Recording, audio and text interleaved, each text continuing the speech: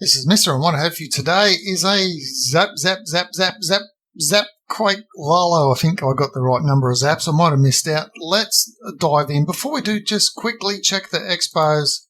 Ground, air, and ground. Okay, 3 ground expos. Let's dive in. We know we're going to take out something with the zap, most likely in the middle.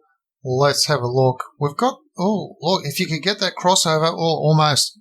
Okay, Queen goes down, Inferno goes down. So, big value for the zap, and we're going to throw the Earthquake in and take out the CC. So it doesn't even matter what was in the CC. Now it's looking like a Skelly donut. And we're going to come in with Sui Heroes. We've got one Air Expo weakened. I think that one's been weakened. I think all these 3 Expos have been weakened as well as that Air Sweeper. And we took out the other Air Sweeper as well. So that means you come in from this side, we're going to come in from behind the sweeper. And if you're coming from here or you're coming from here, you'll be coming in from behind the sweeper. Let's have a look how that's pushing. Yeah, that sweeper's range is really not going to be doing too much. So that sweeper's been nullified. King's gone down. Nice little funnel up here. Going to create, look at that. The Royal Champs come in as well to help the King, just to help get through the Skellies, help to get through those defences just that little bit quicker. Queen's going to help out as well. Second wall breaker, super wall breakers come in. Nice pathing, nice holes through the base. If the Queen had gone this way, she takes out the Eagle, this cannon, the storage and the Expo. But she came down here. And so with the aid of the Royal Champ, she's taken out that Expo and Queen's down. Royal Champ, will she get that other Expo down?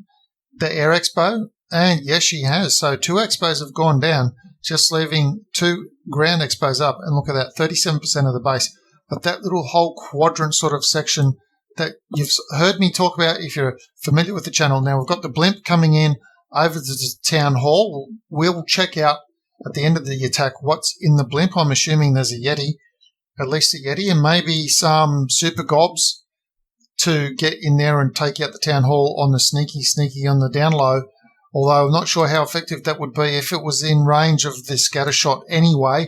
Doesn't matter. Warden's ability's been used over the scatter shot. Scatter shot can do what it likes. It's not going to achieve anything. I was just going to say we've got a Lava Hound still up. Now we don't have a Lava Hound still up anymore. But look at that. Scatter shot. Freeze on the scatter shot and the Inferno. And it doesn't really matter now what happens. Everything's in range of the scatter shot right above it. Scatter shot got off one shot, took out a couple of pups, but that's about it.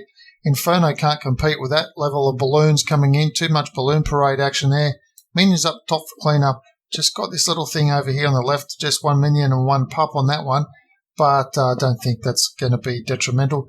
King getting targeted by a few pups over on that right-hand side up the top there. And just the trash building falling. And that's it. Overkill for the base.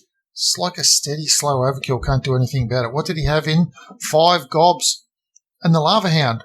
Ah, there we go. So the scatter shot was targeting the Lava Hound while the gobs were underneath. Very smart. So instead of having the Yeti, which a lot of people are bringing in with maybe some barbs and some super gobs, bringing in the 5 super gobs so that things target, and they're invisible, of course, so that things then target the Hound. Let's have another look at this attack. One more look at it to see how it all transpired and the thinking behind it. Nice, clever use of the blimp and also a good way to deliver a Hound nonetheless, and of course the super gobs into that town hall, so they're invisible. So beautiful stuff. And you can see that there's no way there would have been a big bomb around there either, because the big bomb would have had to be here for that to work. But once the super gobs just smash right over the town hall or something like that, that big bomb's not going to play a part because the super gobs are over here, not even triggering that.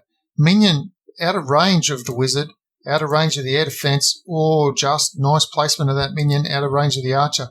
They're the sort of things you need to check before you go in on an attack. So we've got a wizard. He didn't last too long. Didn't expect that Tesla there, I bet. King's gone down together with a golem. And here comes the first super wall breaker in. Didn't really need that super wall breaker for that top wall. Obviously, it's not there. Triggered a big bomb as well, that super wall breaker did. So that was pretty handy. Smashed open both of those. What's the second super wall breaker doing? Smashing open that second hole. So that's good use of the super wall breaker, giving the Queen 2 options to take. Had to rage the King, otherwise there might have been a temptation for the Queen to just keep pathing around that outside. Need to force her to go in. King's taking out that trash, so that means the World Champ can take out a few things as well. Take out that bomb tower and take out the sweeper and take out the other defending World Champ that was nearly sick and take out that. Look at that. If ever there was a base left or being gutted ready for an air attack, this is it, isn't it?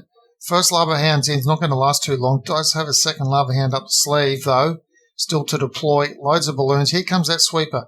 Just have a nice little look at that sweeper coming in. Scatter shot. What's scatter shot doing? It's targeting the Hound. You can see it's targeting the Hound. Got caught up in the tornado. It didn't matter. Gobs took out the town hall, then they died in the explosion. Balloons still up. Over the scatter shot we go. Grand Ward's abilities saved everything from the scatter shot right now, and of course keeping everything alive more fully while the wizard has a few shots at that little pile of balloons.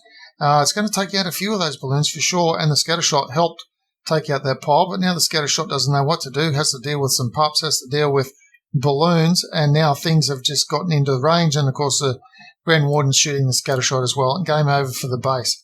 So it was a lovely thought out attack, and the 7 Quake Zap LALO. Before you choose to do 7 Quakes, have a bit of a play in your clan, see if you can get away with 6 Quakes or even 5 Quakes and an Earthquake, because I have seen 5 Quakes and an Earthquake work as well.